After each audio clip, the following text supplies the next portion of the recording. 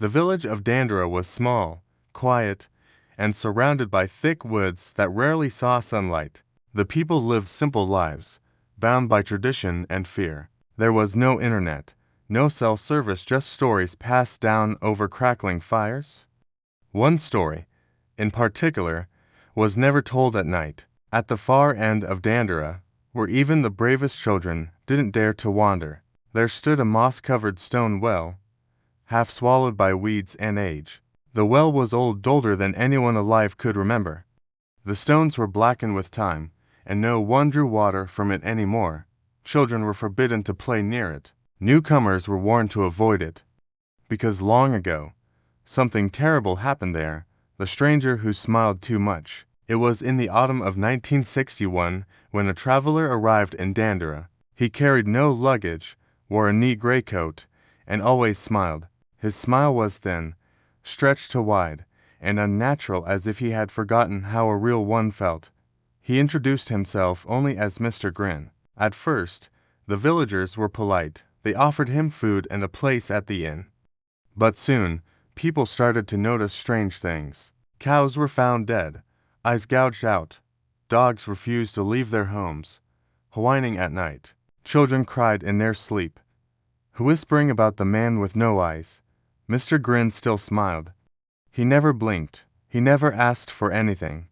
He just watched. People began to feel uneasy around him. They said when he stared at you, you couldn't move. Your body froze, and all you could hear was your own heartbeat until he looked away, and you were left breathless. Then, one night, a 7-year-old girl named Rena disappeared. The village searched everywhere, fields, forests, homes, but there was no trace, except one thing. Her red ribbon was found near the old stone well. That morning, the villagers gathered at the square. Mr. Grin was still smiling, standing by the well. He didn't deny anything. He didn't even speak, just smiled. They bound his hands and legs and dragged him to the well. He never struggled. As they pushed him to the edge, he looked up at them, still smiling, and whispered, "You're smiling too." They threw him in. A loud crack echoed from below. Silence followed. They believed it was over, but that night, Rena came home. She walked into her mother's house at 3:14 a.m., barefoot, muddy, and soaked. Her eyes were wide open, too wide. Her mouth was stretched into a grotesque, bleeding smile. She didn't say a word. She walked straight to the well and jumped in. They never found her again.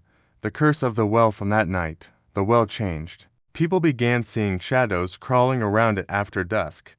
Laughter, dry, broken laughter, echoed from the darkness within. Animals refused to go near. Children had nightmares of a man with no eyes, just a bleeding smile. Till you see his face, he takes yours.